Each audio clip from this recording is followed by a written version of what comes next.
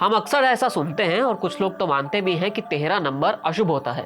अगर अशुभ भी नहीं तो कुछ लोग इसे कम से कम खतरा तो मान ही लेते हैं। किसी ऊंची बिल्डिंग में जाएंगे तो लिफ्ट में चढ़ते ही मालूम पड़ेगा कि यहाँ तो 13 नंबर का बटन ही नहीं है। 13 वाला ये शायद मसला जो है वो आईपीएल के लिए भी बुरा पड़ गया था। आईपीएल साल 2013 भी कुछ ऐसा ही निकला, जो ना इस सीजन के लिए अच्छा रहा और ना ही कुछ खिलाड़ियों के लिए। यहाँ मैच में हुई स्पॉट फिक्सिंग की वजह से कई मामले सामने आए, खिलाड़ी बैन हुए और यहाँ तक कि टीम भी बैन हो गई। लेकिन आज बात ना तो इन खिलाड़ियों की होगी और ना ही इन टीमों की। आज बात होगी एक कप्तान की और एक कंपनी की, जिसकी वजह से ना सिर्फ आईपीएल बल्कि टीम इंडिया तक पर संकट आ गया था। हेलो नमस्ते, क्रिकेट की कथाओं में आज कहानी महेंद्र सिंह धोनी और उनके दोस्त अरुण पांडे की कंपनी रीति स्पोर्ट्स से जुड़ी हुई है।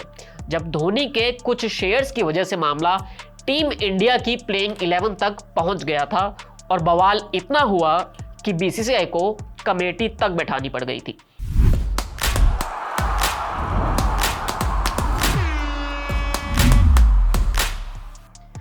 मेन कहानी से पहले आपको थोड़ा पीछे लेकर चलते हैं। ये बात तब की है जब महेंद्र सिंह धोनी के नाम से बहुत ज्यादा लोग वाकिफ नहीं थे। रांची से निकला हुआ लड़का अभी अभी अलग अलग जाकर क्रिकेट खेल रहा था और सोच रहा था कि बस किसी तरह टीम इंडिया में खेलने का नंबर लग जाए। इसी संघर्ष के दौर में धोनी का दिल्ली भी आना हुआ। तब एक दोस्त ने उनकी मदद की और वहां पर रहने की जगह थी जिसका नाम था अरुण पांडे, जो खुद भी क्रिकेट खेल चुके थे लेकिन तब तक क्रिकेट से दूर मैनेजमेंट की दुनिया में आ गए थे और मशहूर कंपनी टी सीरीज के लिए काम कर रहे थे। ये कहानी 2001-2002 के आसपास की है। अब ठीक 5 या 6 साल बाद आगे चलते हैं। एमएस धोनी टीम इंडिया में एंट्री पा चुके थे और कप्तान भी बन गए थे। T20 वर्ल्ड कप जीतकर लौटे एमएस धोनी के सितारे बिल्कुल आसमान छू रहे थे। अब धोनी की गिनती सचिन जैसे ब्रांड में होने लगी थी। धोनी ने अपने इस ब्रांड को और आगे बढ़ाने का फैसला किया और काम आए दोस्त अरुण पांडे। धोनी ने अपने दोस्त को साथ जोड़ा। अरुण अब धोनी को मैनेज करने लगे थे। ब्रांड से लेकर इन्वेस्टमेंट तक हर जगह सभी के सभी फैसले अरुण पांडे के रास्ते से होकर ही जाते थे। और इसी के कुछ वक्त बाद अरुण पांडे ने एक कंपनी की शुरुआत की, नाम रखा रीति स्पोर्ट्स। रीति स्पोर्ट्स का मेन काम खिलाड़ियों को मैनेज करना होता था, जिसकी शुरुआत एमएस धोनी से हुई थी और धीरे धीरे खिलाड़ियों की संख्या बढ़ने लगी थी। शुरुआत में एमएस धोनी सिर्फ इस कंपनी से मैनेज हो रहे थे, लेकिन बाद में उन्होंने इस कंपनी में कुछ शेयर भी खरीद लिए जो करीब 15% बताए गए। अब इस कहानी के दूसरे हिस्से पर आते हैं। साल 2012-2013 में सांसद कीर्ति आजाद, जो 1983 वर्ल्ड कप टीम जीतने वाले का हिस्सा भी थे, उन्होंने ये बहस छेड़ी कि एमएस धोनी का रीति स्पोर्ट्स में 15% का हिस्सा है।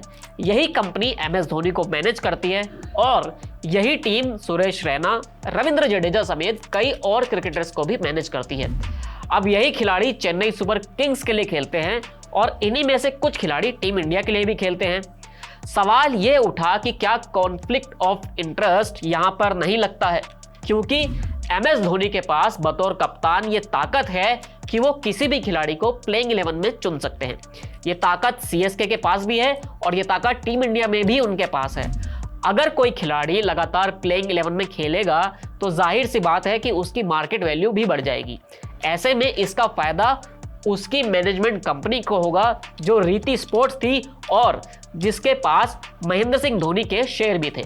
ये खिचड़ी काफी लंबी चली और कई तरह की बातें कही गई। इन आरोपों के जवाब में रीति स्पोर्ट्स ने सिर्फ इतना ही कहा कि अब एमएस धोनी का हमारी कंपनी में कोई शेयर नहीं है। जो शेयर था वो सब पहले थे और सब सेटल हो चुके थे। तब की रिपोर्ट्स में दावा यह था कि एमएस धोनी के पास कंपनी के 30,000 शेयर थे। कुछ शेयर साक्षी के नाम से भी थे। बीसीसीआई ने तब इस मामले में 3 सदस्यों की कमेटी बनाई। कमेटी को फैसला लेना था कि क्या एमएस धोनी कप्तान रहते हुए अपने पद का दुरुपयोग कर रहे हैं या नहीं। सीएसके या एमएस धोनी पर यह आई इस सीजन की कोई पहली आफत नहीं थी। इसी साल गुरुनाथ मयप्पन का नाम सट्टेबाजी वाले मामले में भी आया था। जब विंदु दारा सिंह की गिरफ्तारी के बाद गुरुनाथ मयप्पन भी कटघरे में आ गए थे, जो चेन्नई सुपर किंग्स के टीम प्रिंसिपल हुआ करते थे।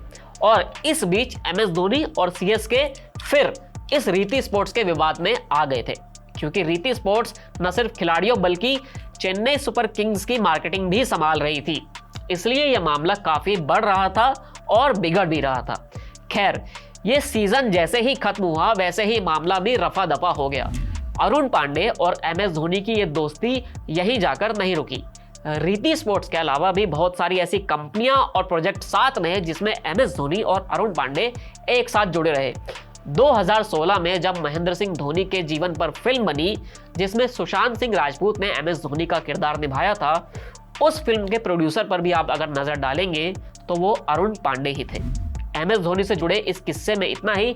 आपके सामने फिर आएंगे एक नए किस्से के साथ। तब तक आप TV9 डिजिटल के साथ बने रहिए। शुक्रिया।